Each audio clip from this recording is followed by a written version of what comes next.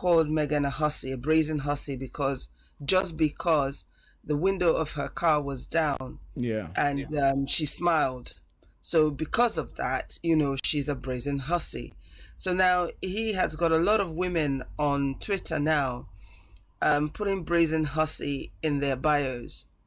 Because it was totally uncalled for. It was so rude. It was unnecessary. If you don't have anything good to say, just shut up. You don't have to agree with them, but just keep quiet. Just leave it. Let it pass. But no, he had to call her a brazen hussy. But I have to say, I applaud the way that they came in, attended the service, didn't even stay for the lunch, lest they say that they ate.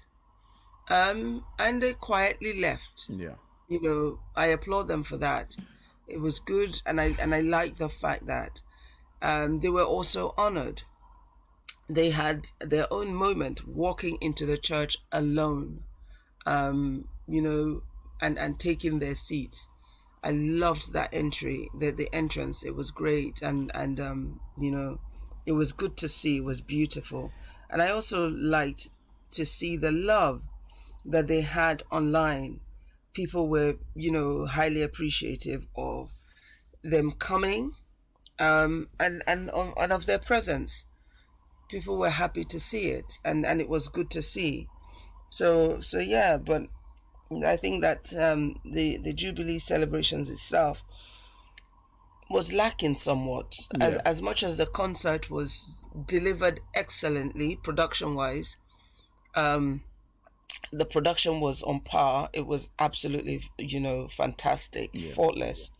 But On no. on the issue of Piers Morgan, Priscilla, I think it's about time. His comments maybe I don't know. I don't know whether to be reported to the authorities. I mean, there's one thing about freedom of speech, but to constantly targeting a specific person, I mean, there's got to be a point where authorities get involved. Jones, you and I, Joe Blogs, are saying that the authorities see what's happening. It's not that they're not blind to it. They're not deaf to it. They see what's happening, but yet they do nothing. And this is one of Harry's points. His upset is that ordinary people are shouting and screaming, but his family do not say a word. Yeah. Everything has a time, it has a measure, and I think that I don't know how long they can pretend, or that they are. I don't know how William can speak of being a mental health activist, or Kate can claim to be a mental health activist, and the whole family, the Queen herself and everybody else can continue to keep quiet and just allow for these things to run. I don't know how long they think, the general public are also going to just how they think the general public will see them, and how much they can deny whether they're racist or they're not racist. What does it take? How long? What does it take for them to, even if you have to whisper to Piers Morgan's ears to say it's enough now?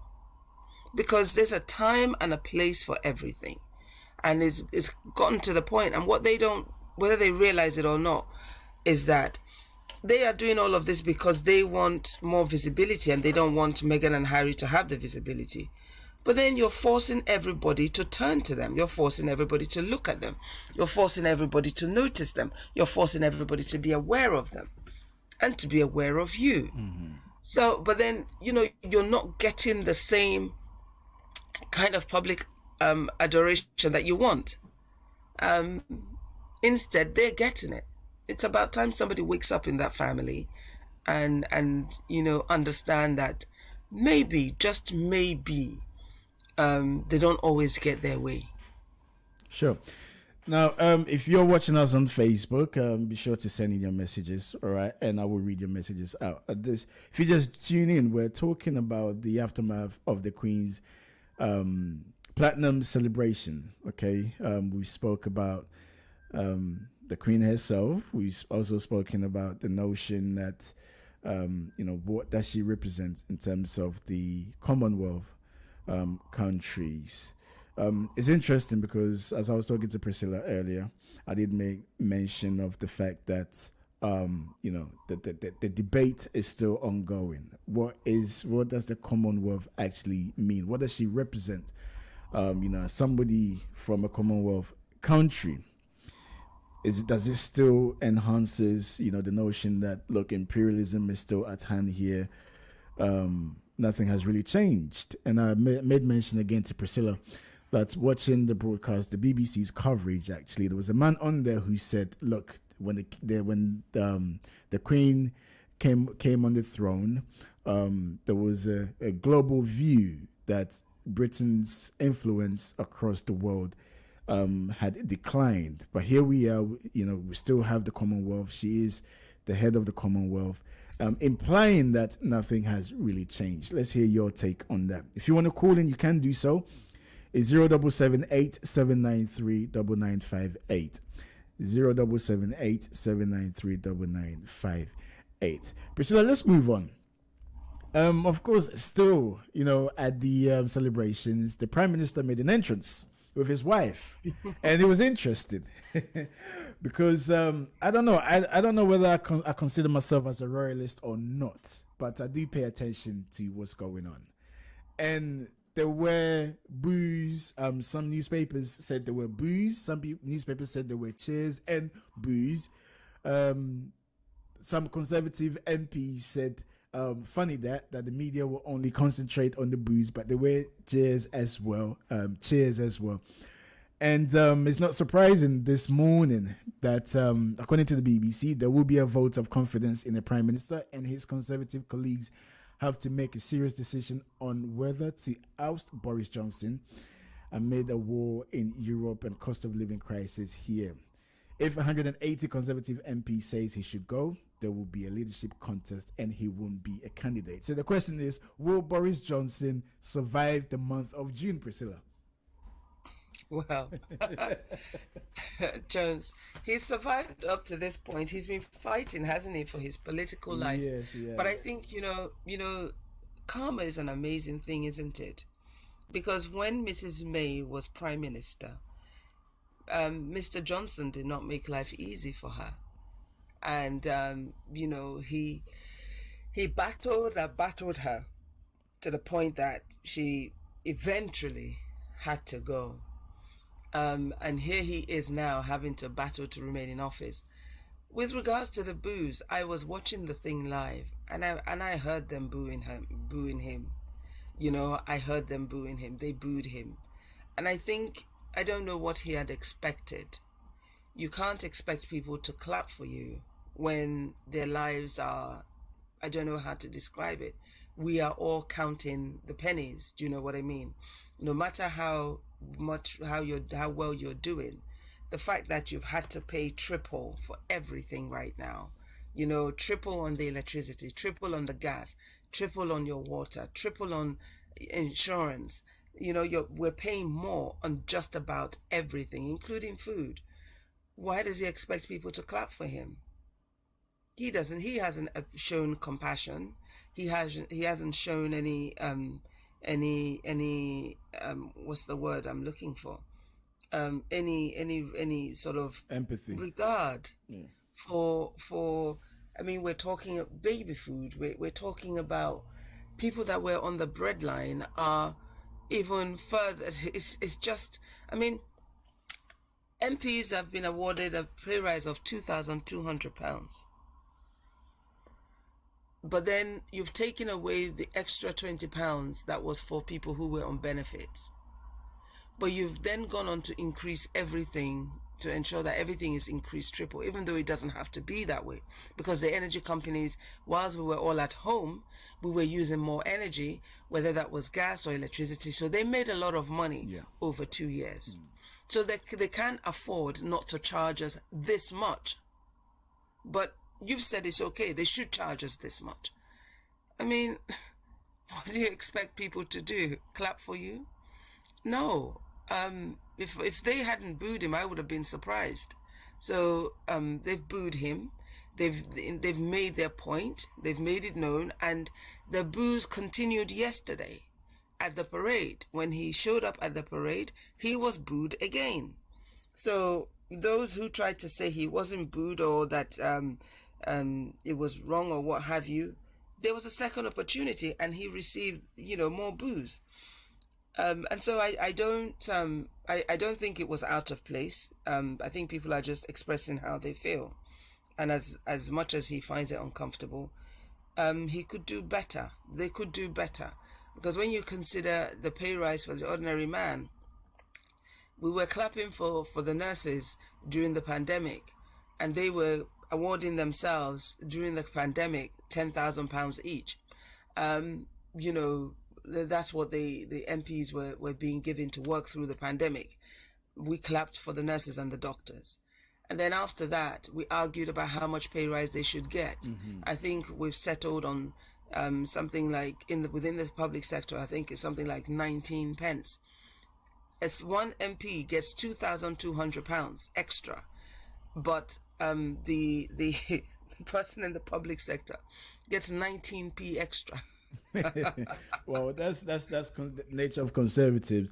But do you think it's more about the policies or about Boris Johnson himself and the way in which he has acted as a prime minister? You think? I think it's both. He has been. I mean, during the pandemic, I did reason the fact that I looked at the situation and I thought, I wonder what it would have been like had it been somebody else. But because it was Boris, it was very, very confusing. And the lockdown was not as severe as what we saw in other countries. Although the very first lockdown was 6 months long, almost 6 months, which was quite hard to bear. But having said that, lying in Parliament and continuing to lie,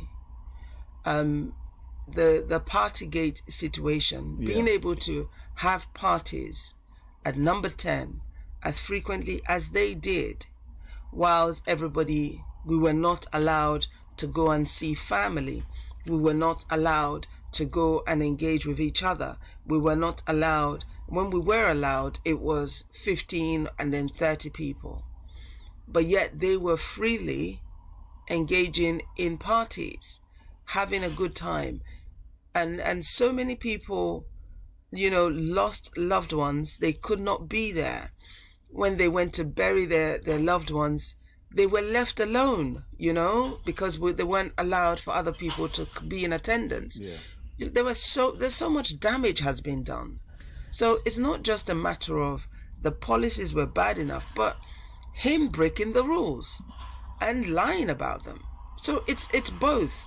Okay. And there comes a point where you can no longer sustain it. He can't continue this way anymore. All right. Well, we'll see what happens. It appears to be there will be a leadership challenge. Whether Boris will survive the month of June, we'll soon find out. But I quickly want us to turn our attentions, Priscilla, to the Met Police.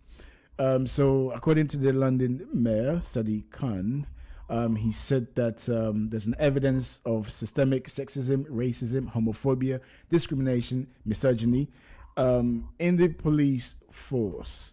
And I just quickly want us to look at this particular story and link it to another story. I'm not sure whether you've seen the video making the rounds, Priscilla, but I will do my best to explain the incident, what happened. So there's a video circulating on social media with a black man on a bridge. I think it's either the Vauxhall Bridge or Battersea Bridge. One of I think it's probably Battersea Bridge. It looks like it. But yeah, so it appeared that he had a screwdriver in his hand and he was tasered by the police. And as he fell to the floor, he dropped the screwdriver. But the police continued to taser him. And he got up, jumped over part of the bridge. This was before, jumping over the big railings itself to jump into the Thames. And one of the police officers ran after him. And as the policeman ran after him, he hit, the man actually swung, but he missed, and then subsequently jumped into the Thames. Now, this has caused an uproar on social media as to how the police went about trying to disarm this man. We don't know the full story yet. but it appeared, some people are saying it appeared that the man could be suffering from mental health problems, and the police should have done better in their approach. And looking at what Sadiq Khan is saying, is interesting because the relationship between the public and the police hasn't been that great. We've seen a lot of things that have come to light that has questioned the way in which police handle these cases. So, the police still institutionally racist? B, is Sadiq Khan right in the things that he's saying? Or are we just not understanding the police? Because in this case, the police would say that they did everything in their power, used reasonable force, spoke to the guy to drop his weapon, but refused to do so. And at that particular point, they had to do what they deemed to be right at that time, Priscilla. Jones, I saw that footage. I was confused initially because I saw a black police officer tasing the man. I was thinking, I thought it was an American situation. I didn't know it was UK because after a while, after like maybe the first 5 or 10 seconds or however long, I just thought, no, let me move on from this because this is traumatizing. I don't want to see what becomes the end of this. Yeah. And then I then learned, I later read about the man that jumped off the bridge, and I saw photographs, and I thought, hang on a minute, how did the man who was rolling on the floor being tased get to jump off a bridge and drown? Did they what happened? They were tasing him. He was he had been immobilized, and so why couldn't they put handcuffs on him? And what were they doing when he got up and got to the point where he got over the bridge? Because I don't know, Jones, but what he's saying is not new. It's not today. As long as authorities continue to quite literally give the nod to the existence of racism, which is what they do, which is that they don't really take any real serious steps when these accusations are made. I think I read that these the officers they're now on they've been suspended on administrative duties or whatever it is called, but that's not enough. Those officers need to be dealt with.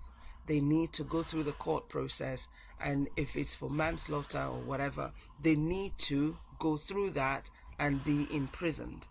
It's not enough to say that to suspend them and then they'll come back to their jobs tomorrow, or they'll be paid handsomely and they're out of the force. It's not good enough. Authorities need to be able to take real action when these things happen. Treat it right, and it will put a stop to it. Yes, the mayor can lament. Is he not the one that is in charge of the Met Police? I mean, I get it, he's not the commissioner, but he also has authority there. Absolutely, he does. So, he can lament. We've been talking about all of these things being institutionalized within the police for years now, and no real effective action has been taken. So I don't understand what they think is going to happen, or what should happen when they fail to do the right thing by the people. So, it's a cycle that's never ending. It's just going to keep going on, and the next mayor is going to say the police is institutionally racist and homophobic and this and that and that and the other, and we'll just keep lamenting because they're not really serious about addressing the issues at hand. Okay. All right.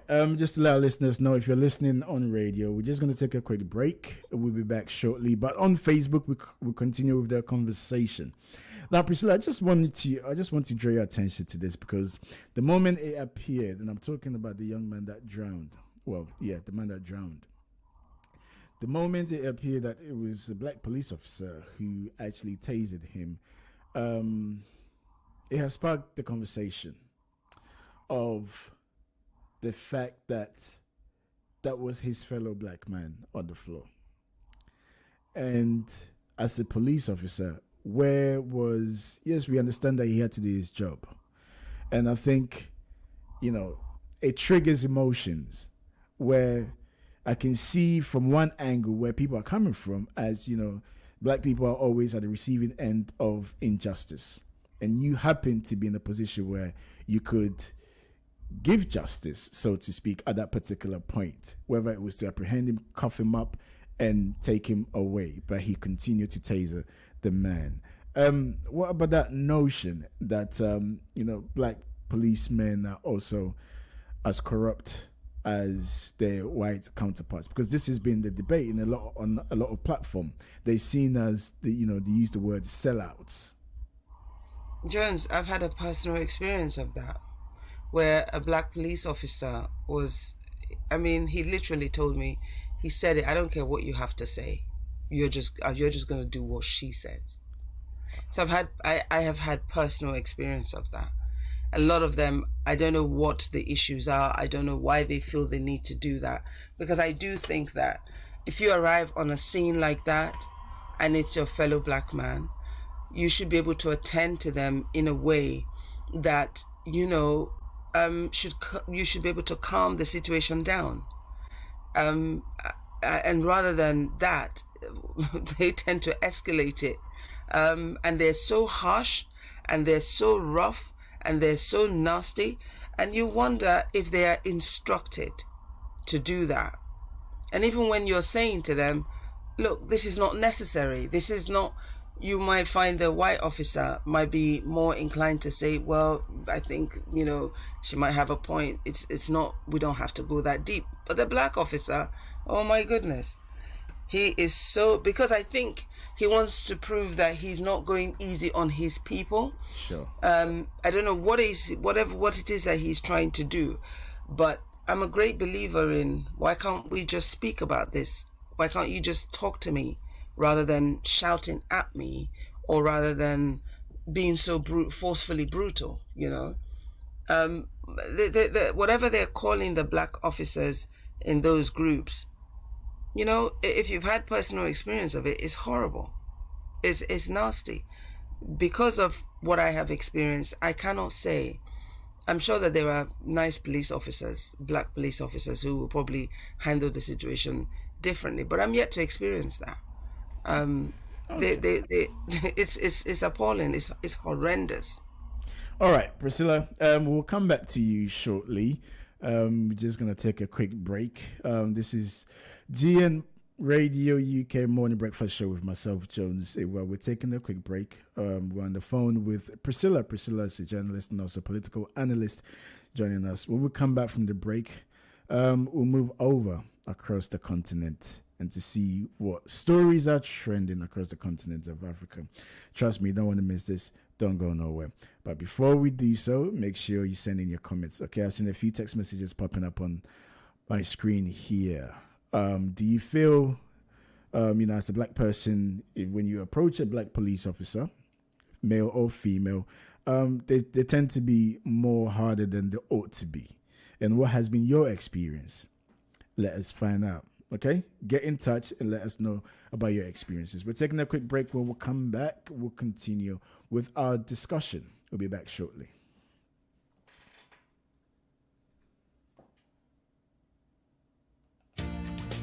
Davidson Band UK is at 8 again, all my days. And this time around is gonna be bigger than ever. Guess what? They are bringing the maestro, Mr. Music Man, the legendary Kojo Entry. Also performing Keche live in concert, UK, with the Davidson Band UK. This is gonna be happening on the 30th July 2022. DJ on deck, DJ TQ, hosted by Da Force. Venue, Dominion Center 9, the Broadway High Road, Wood Green, N22 6DS. Tickets available at www.eventbrite.co.uk. This is a must not miss show.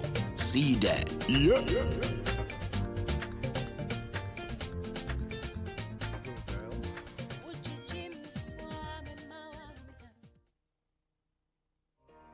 The world as we know it has changed, and so have the issues affecting our community. COVID-19 and the geopolitical tensions have really made it abundantly clear that the African continent has to do more to be self-sufficient from an industrial capacity point of view.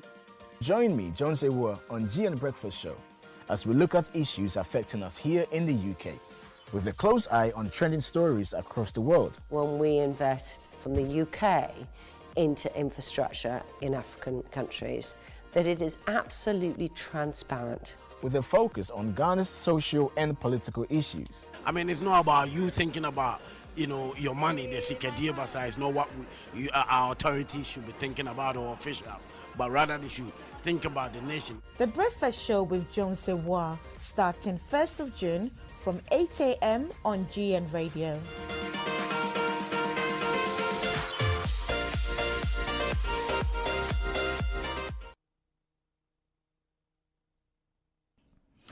Welcome back. This is GN Radio UK. All right.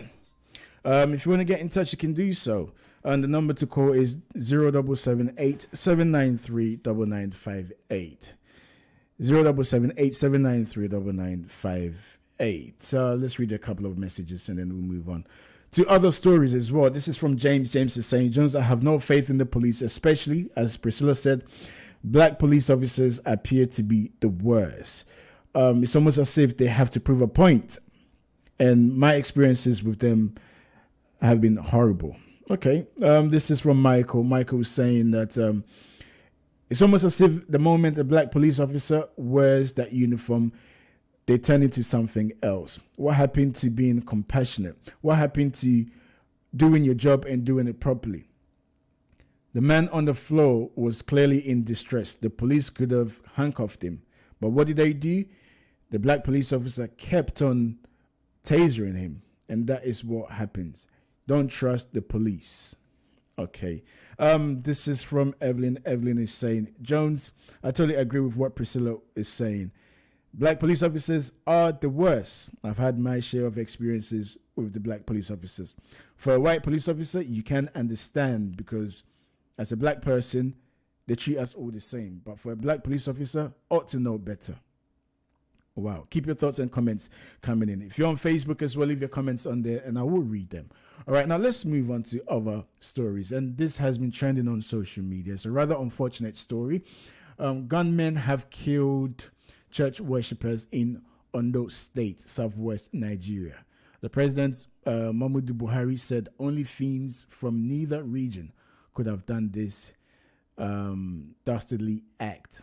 The armed men entered St. Francis Catholic Church in the Tunein of Owo during a Sunday service. They fired into the congregation and then kidnapped the priest as well as some other churchgoers, according to witnesses. Nigeria has experienced an upsurge in violence in recent months. Kidnappings and attacks have been reported across the vast country. No figures of numbers killed or abducted in an attack during Christian holiday of Pentecost have been officially confirmed. Now, Priscilla, when I saw this particular story, look, this is horrible. This is horrible. And we've had issues, we've had discussions on the security aspect in the country, in Nigeria. What is going on, Priscilla?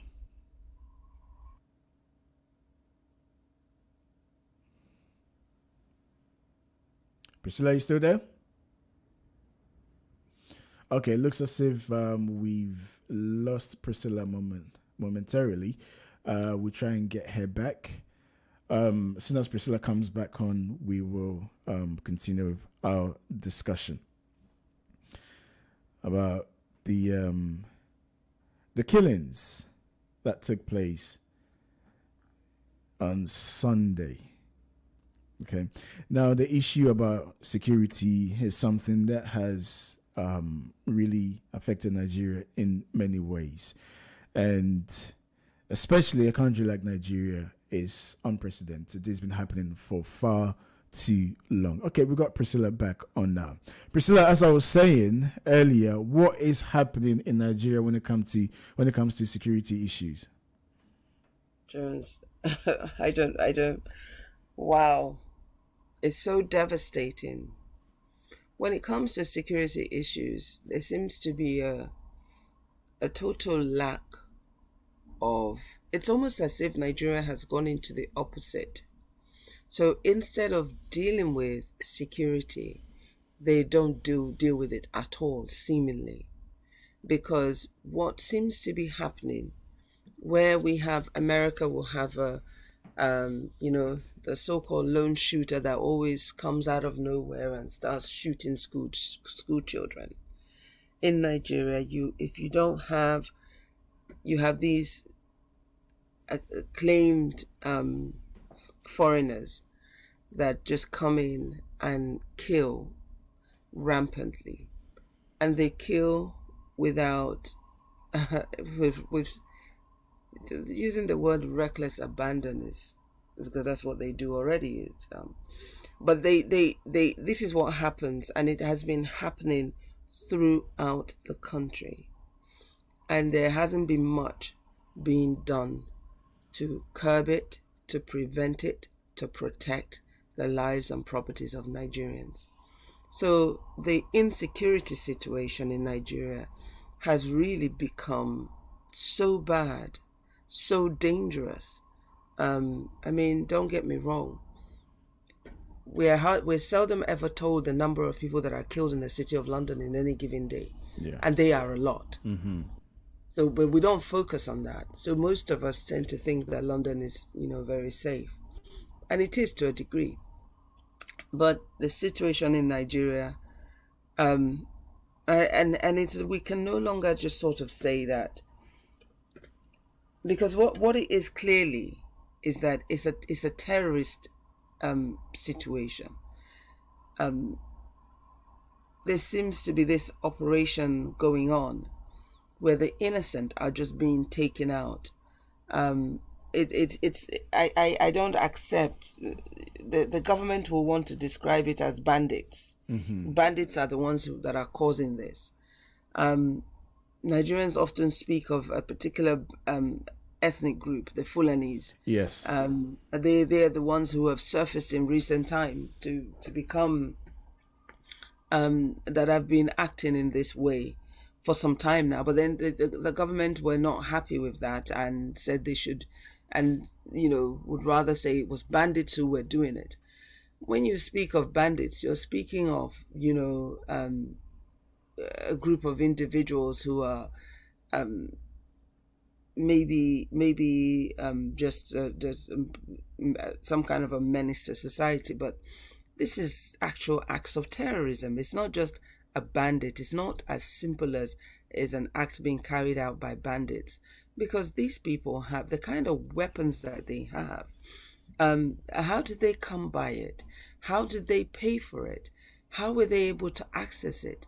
How were they able to get to their destination? And the police had no knowledge, for instance, no intelligence of this kind of attack that was going to happen.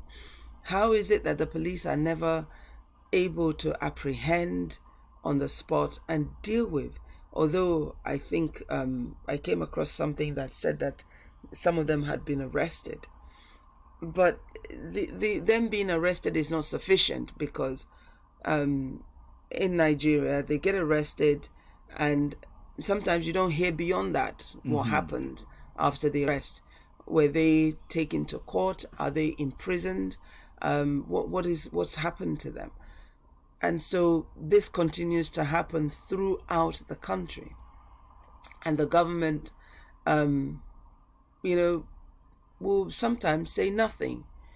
The media, as a lot of Nigerians are complaining online, that the media are not even mentioning the atrocities. When it happens, they no longer report it. These are the Nigerian media, and you begin to wonder what is going on. Why will the media not talk about it? Why are they not reporting these atrocities, that has happened? I don't know, but it sure does throw up a lot of questions as to what is going on, the origins of it, who is responsible for it, and so on. It's very worrisome. It is, and I think we only see the end results, which happens to be a case where people end up losing their lives. But how endemic is this, Priscilla? Because you did mention, a particular tribe, the Fulani people. This is not the first time we've heard, atrocities being committed by the Fulani herdsmen or Fulani people. How come this particular tribe? We've had other atrocities. There's been a lot of violence, many violence across Nigeria, but with particular attacks, especially on Christians, appears to be from, if it's not Boko Haram, then Fulani herdsmen or Fulani people. How come this issue has not been resolved? Because clearly it can be resolved. And how deep is this issue, politically and also, within society?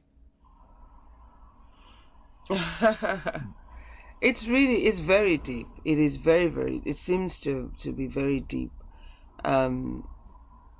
It can be resolved, like you said, but there seems to be a lack of political will, seems to be a lack of, there's no real attempt, no real plan of action. I mean, I also came across a video recently where a police officer was talking about he had been sent to a region, and he was newly sent to that area, and he's talking about the challenges that he had faced. He sent his men on an assignment, and according to him, and I'm paraphrasing, what they found when they got there was that the army were not helpful.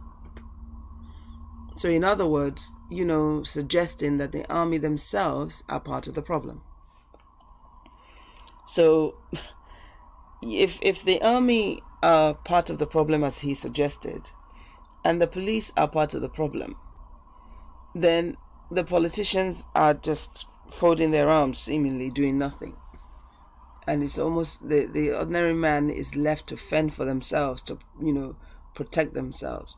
It can be done, but for whatever reason, clearly, they seem to be applying very weak. The efforts seems to be weak. It doesn't seem to be strong enough to send a message. Seems to be very, I don't know the word to use. Lastly, on this particular story, before I let you go, Priscilla, and I mean, you're Nigerian, you follow issues in Nigeria, you're up to date with what's going on in Nigeria. How connected is this, and how is it linked to the upcoming elections? Because there's been cases where things have happened and it has been used as propaganda for some people to be elected.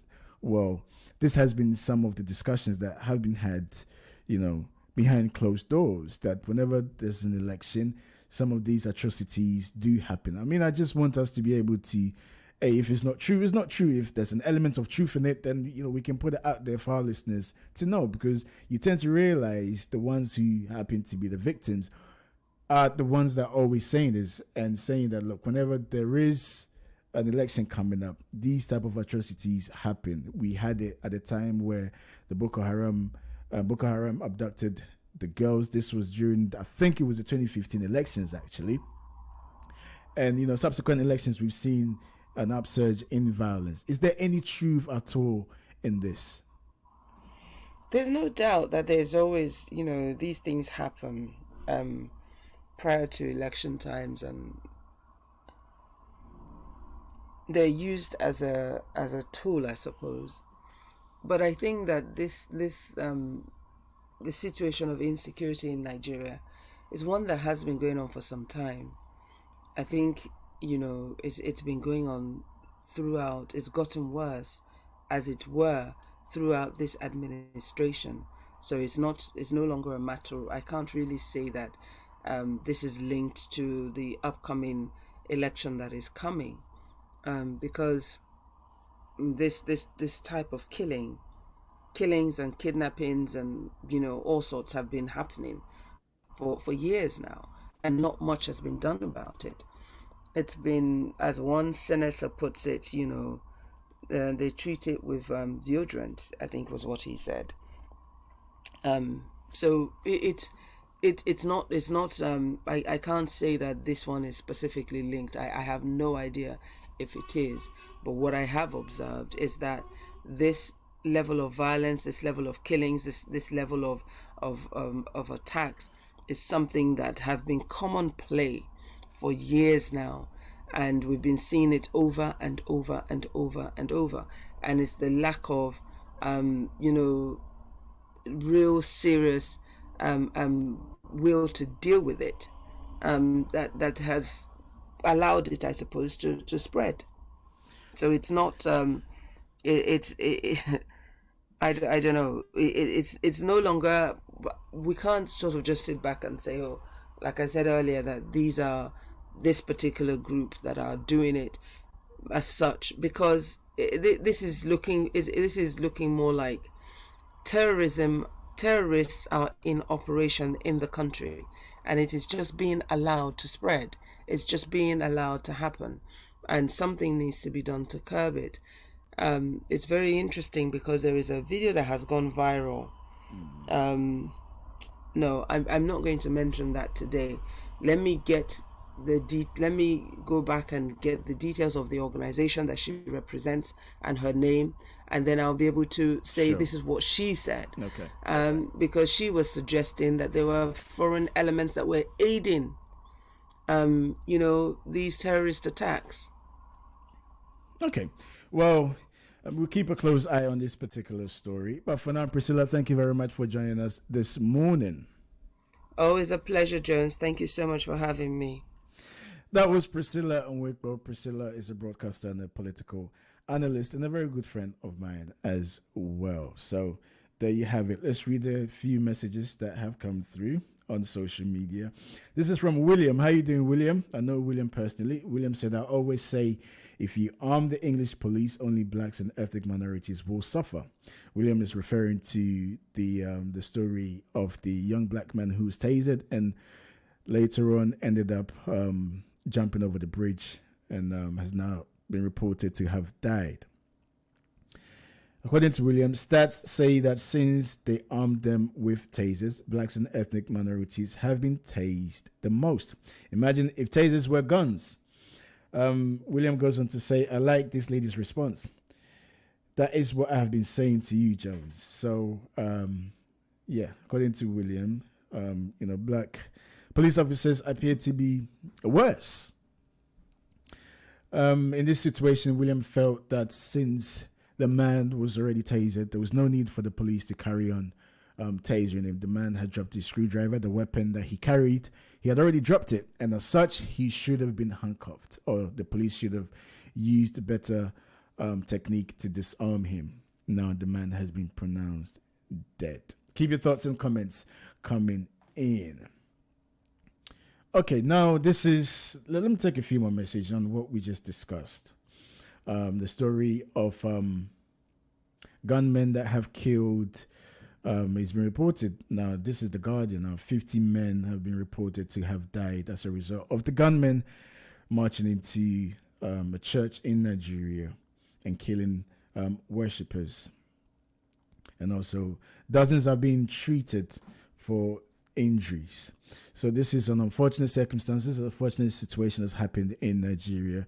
The security issues in Nigeria is very, very serious. It's a dire situation for people to be in a place of worship and for anyone to go in there and just start shooting and letting off explosives is unbelievable. It's unbelievable. And as Priscilla was saying, this story or this issue, the security issue, is deeper than we think. People have argued that it has been among, tribal lines, the lack of the political will, even, among security apparatus. So this is very, very serious. And this is from James. James is saying, Jones, this is nothing new. I can bet you any money that we know the group of people that are behind this. And I must say that the president ought to be questioned for this barbaric act. Lydia is saying, as an African who has Nigerian friends, my heart goes out to them, and my heart goes out to the families who have lost their loved ones. This issue needs to be addressed and looked at seriously. It's not right for innocent people worshiping in the house of God to be slaughtered like that. Let's take this one from John. John is saying, it's high time that churches have security guards. Protect yourself and protect your congregation. Don't leave everything to the government. Clearly, the government are unable to protect you, so you must protect yourself. I know you're in a house of worship, but you still must protect yourselves. Okay, keep your thoughts and comments coming in. If you want to call in, it's 0778-793-9958. We're taking a quick break. When we come back, we'll look at issues trending in Ghana, stories trending in Ghana. So don't go anywhere. We'll be back shortly.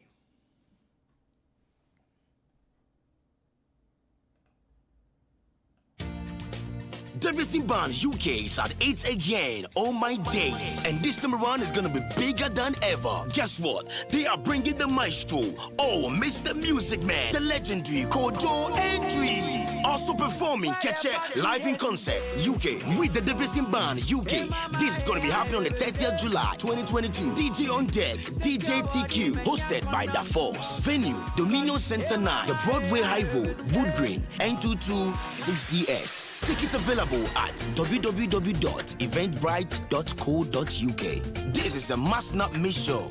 See you there. Yeah.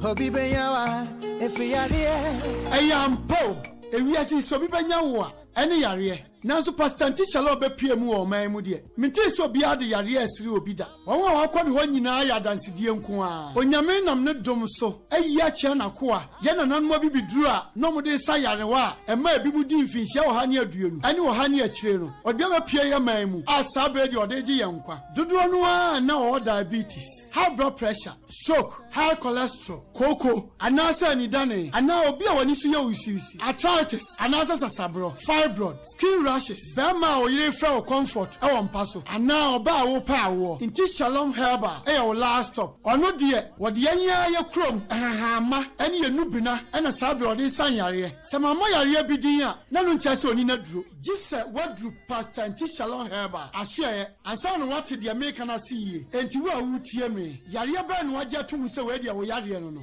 Na serious sahni neman. E yare kwata. Na wapa anu aduru a. Nanso ebra oti wo nyame akoa. Odifo life anka. No ko nyame enti yare bia yare bia atetewo. Yare bia ha won. Ene Fre Pastor Shalom. I was 074 48 60 62 63 and 079 30 65 77 50 or 079 84 02 41 64. The long line UK is 02 03 65 20 297. So our Germany so we bet me a friend was 00 49 69 30 08 8965 and 00 49 17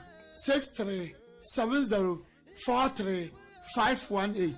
Inti Shalom Herbal Medicine there. Aba abaji yankwa. Shalom, shalom, shalom. Yahweh.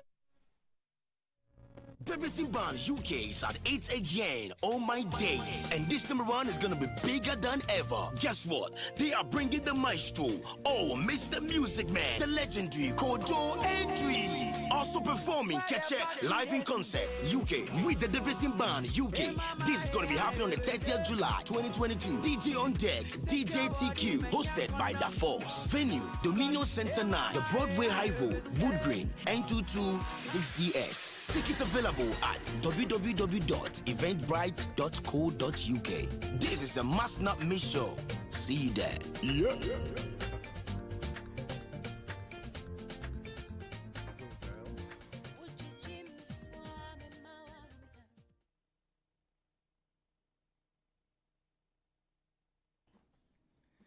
Welcome back. Welcome back to the program with me, Jones Awuah. This is GN Radio UK. You're listening to us all the way from London. Okay, you can follow us across all our socials, all right? To do so is at GN Radio UK. All right, you can follow us on all our socials. We're trying to get Mr. Yosin on the line to discuss issues in Ghana. There's one particular story that I came across over the weekend. This is to do with a man who appeared to have taken his daughter to the herbalist for the herbalist to use his daughter as a sacrifice in return for him to gain financial wealth.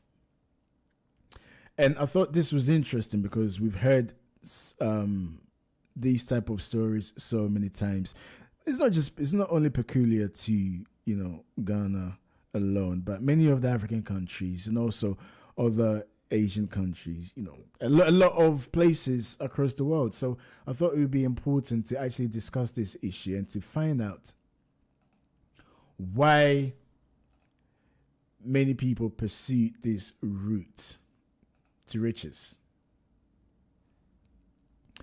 One story says that the Ghana Police Service has disclosed the identity of a man who wanted to sacrifice his daughter for ritual money.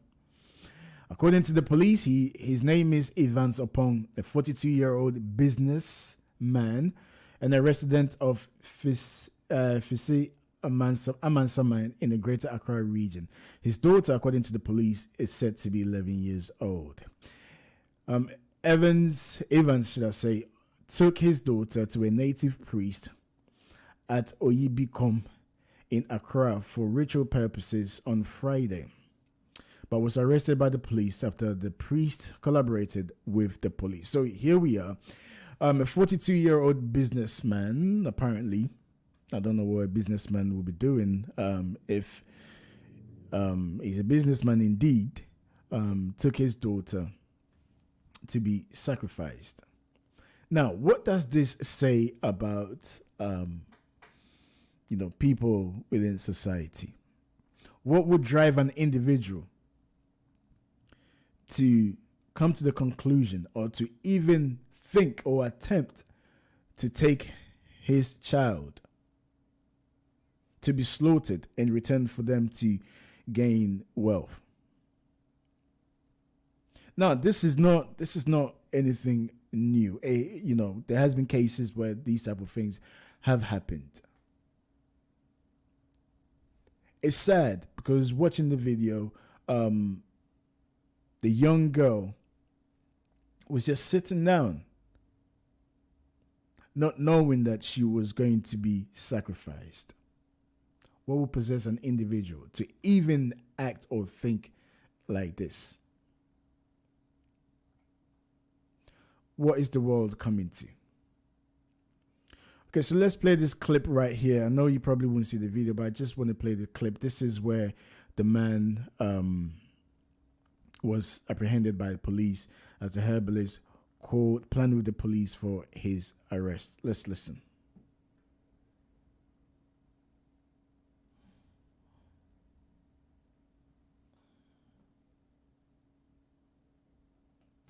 Mama Kwaba, me and me friend, me a herbalist, and me a baby draw yibiha. Papa we, if a butcher bagana, and no no man kuye mano, but mat 12, and in mat 12 no one, or person me kumutu, Nambiesque dromano. Me a military man, I'm a disciplined man, mentia in your bonnet. And I want to prove to the whole world, and no more with my mind time say, traditional herbalist and any paboni for, and you do for young Kuminipa, send you more Nigeria from Ghana film. This one is a bad man. You need to know Krumani. Akolano, the best you can find schedule. Akolano.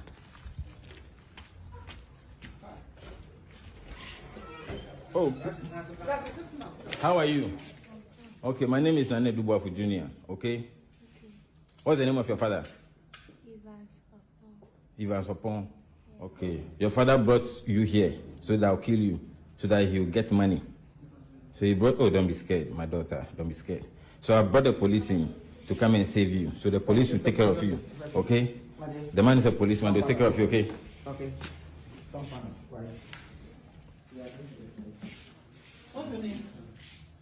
All right, so according to the herbalist, the man who goes by the name of Evans Opong lived outside Ghana. So he lived in abroad. And according to the herbalist, the man claimed that things are not going as well as he wants. You know, he's been going through hardship, and as a result of that, he has 12 children, and he's looking to bring 2 of his children to the herbalist for the herbalist to use as sacrifice for him to gain financial wealth or for things to improve in his life. And the herbalist was explaining to the police was saying that he wants people to know that herbalists are not evil. They don't kill people, as it's been portrayed in a lot of African movies. That is not what they do. He then goes to the girl and said to the girl, you know, what is your dad's name? The girl mentions her dad's name, and he says to the girl that your dad brought you here for me to kill you, so he can to use you as a sacrifice. And then appears to comfort the girl, to let the girl know that the police are here. Like I said, this is not something that we haven't heard before. It is despicable. It is disgusting. And for anyone in their right mind to even suggest, to even think of taking their own child to be murdered should be sent not only to prison, but somewhere that he would never see daylight again. William is saying apparently it was set up by the herbalist to get the man arrested after he spent all the man's money. Okay. The herbalist should be arrested and thoroughly questioned, pre-discussion before going there with his child. Okay, I'm sure the police will do the investigation, and whatever the outcome is, we're all going to find out. But this is worrying for somebody, and look, I don't like speculating, but probably, this is not the first time the man has done this. If you can say you can, if you have the guts to take 2 of your children for them to be murdered,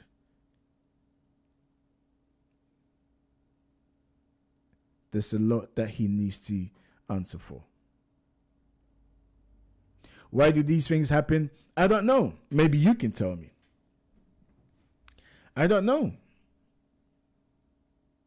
We do have some people that do not believe in these type of things, but a lot of people also believe in it.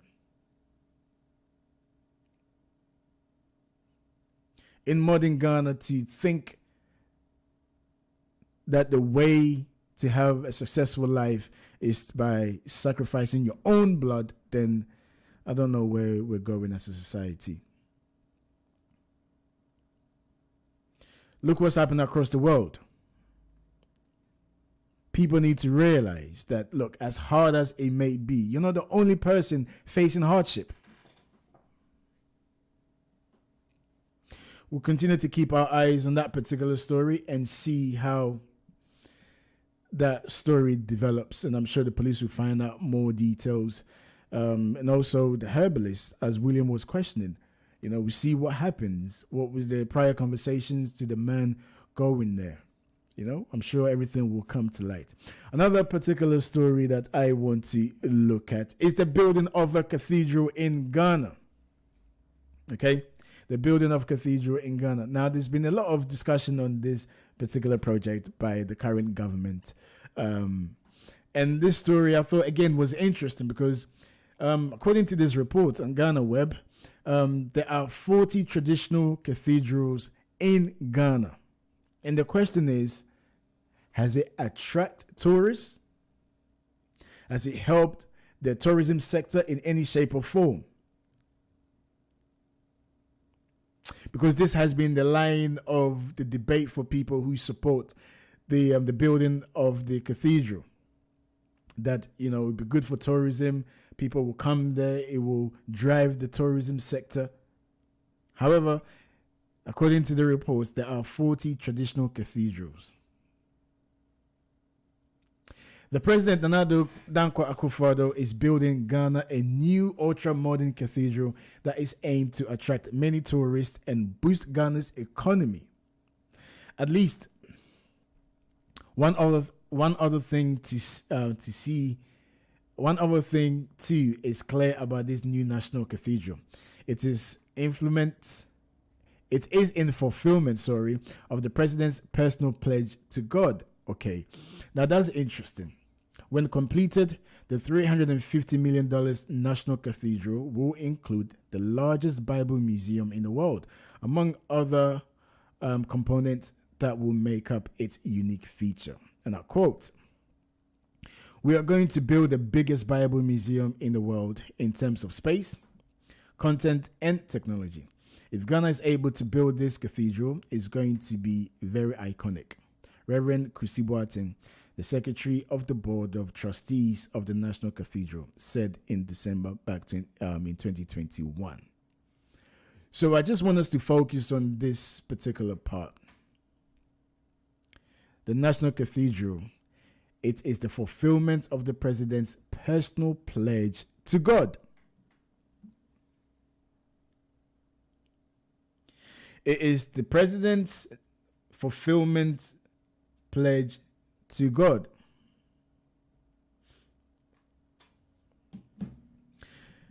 Is there anything wrong with this? Well, first and foremost, and this is my opinion, by the way, on this particular issue, and if I may say, and as a Christian, as a Ghanaian and a Christian, do I think that a cathedral is needed? Absolutely not. And I'll tell you why I don't think it's needed, if you just bear with me. First and foremost, if you to look at this in the broader sense, building of a church is not the responsibility of a state. Building of a church is an individual's decision. Building of a church does not need to be done whilst you are in power. If Nana did this, President Nana decided to build a church for God before he became the president or after his presidency, then I think nobody will have any qualms about it. However, the state is there for the citizens. Is Ghana a Christian country? Holistically, absolutely not. A majority of Ghanaians Christians? Possibly. Are all his cabinet ministers and all his MPs Christians? Absolutely not. What is the job of the state? And why does the president feel as though it's his given right on this particular issue? If he's decided to build a church for God, that's his own personal promise. It shouldn't happen whilst he is the president. It shouldn't happen, especially under the current climate. The high rise of inflation, unemployment, and so on and so forth. Many people have lost their jobs.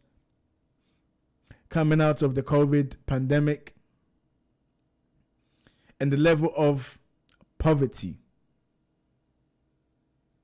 in the country.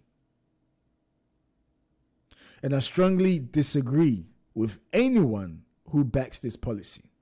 I strongly disagree. But the interesting part is, because I think it's only right when you're looking at issues to also look at, the reason why they feel like they can get away with this policy. And I can only come to one conclusion. The reason why they can get away with this policy is because the majority of Ghanaians are Christians. And as a Ghanaian myself, and, you know, talking to Ghanaians, having a debate on this particular subject, on the surface, people might agree with my position. But when you look deep into it, you know, Ghanaians are very interesting people. And I always say this: tradition, culture, and religion supersedes the law. And this is where sometimes we get the clash.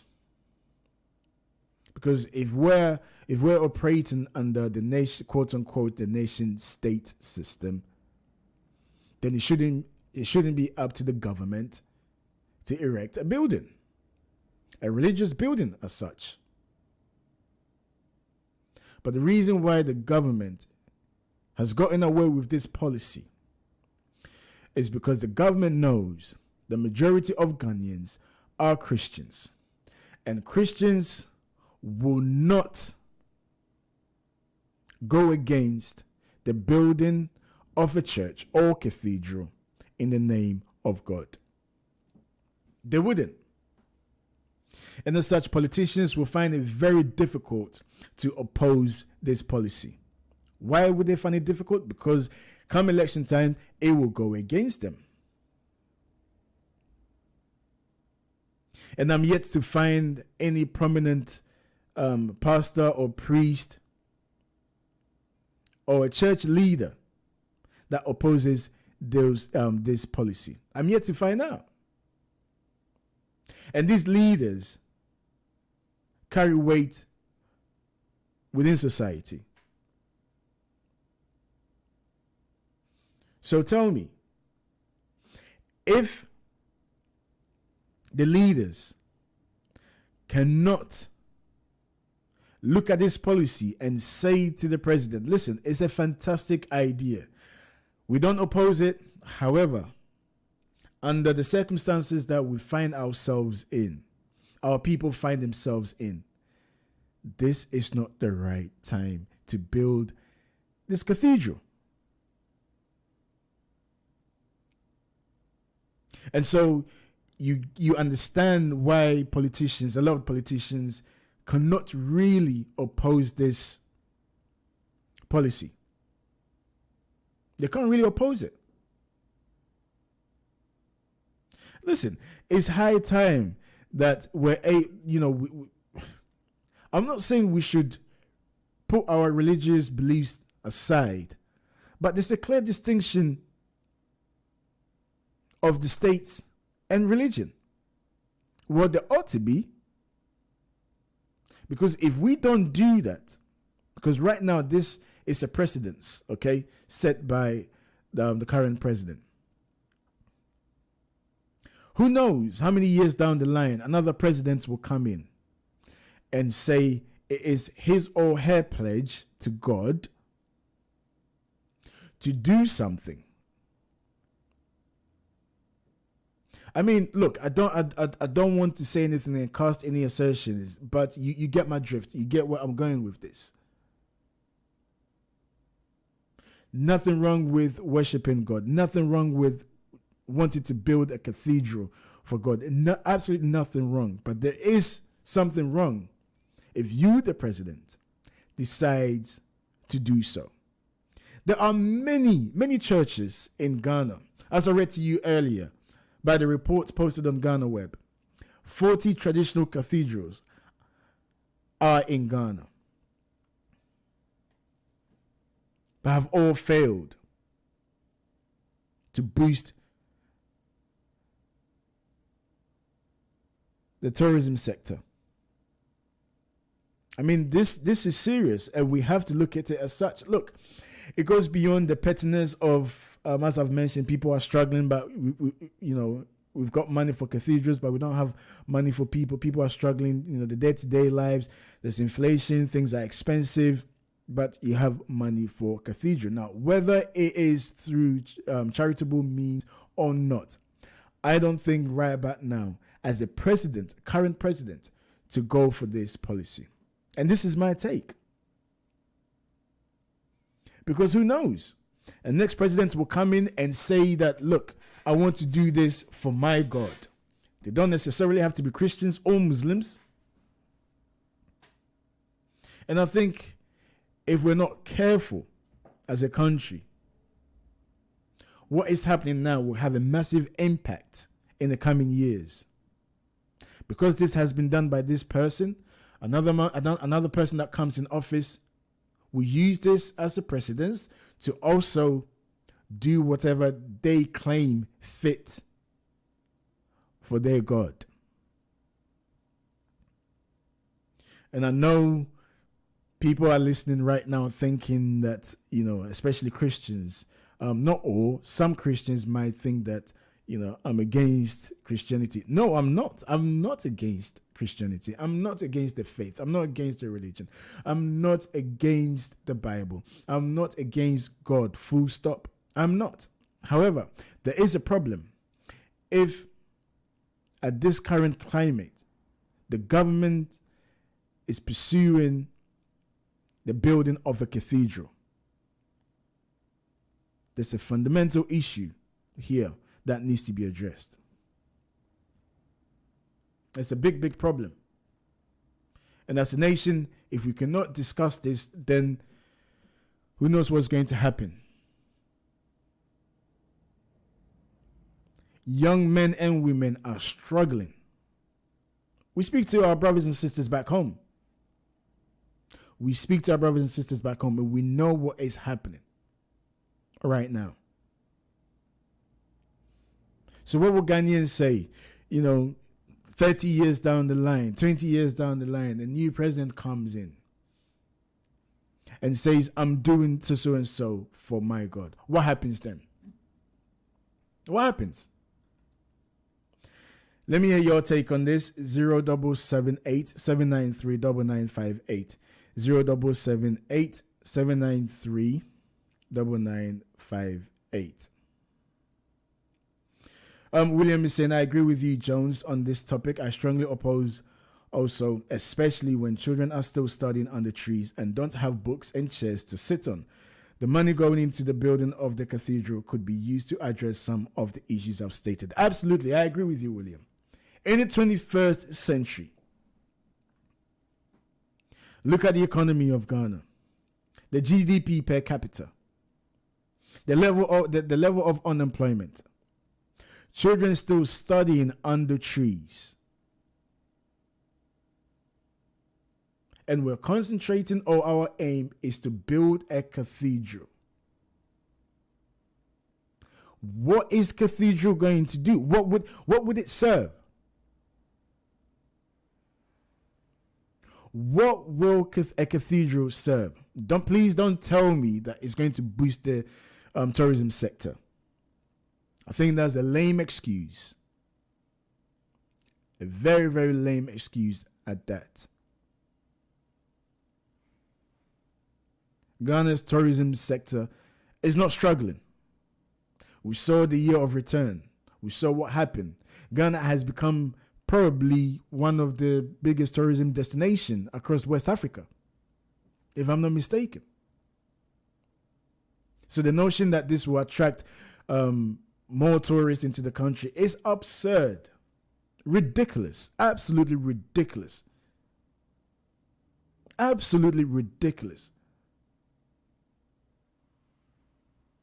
Was the president elected as the president of Ghana to come and serve the people of Ghana, or otherwise? Because clearly this has nothing.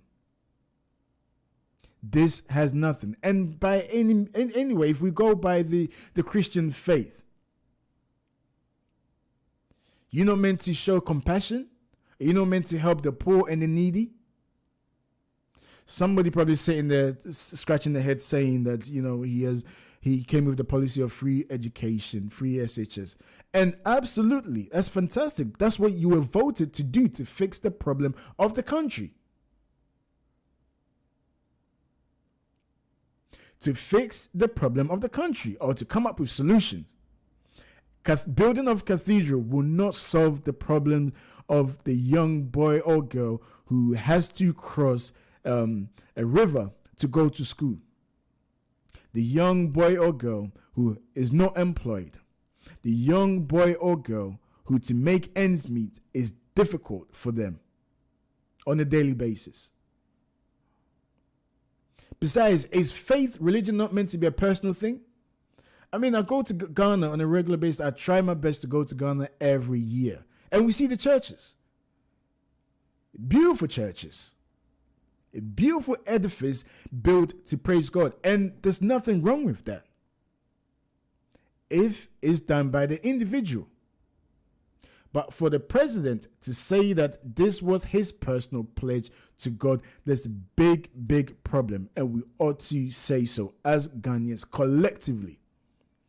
Just as collectively, the free SHS, whether is working, whether it's effectively or not effective, it's a start.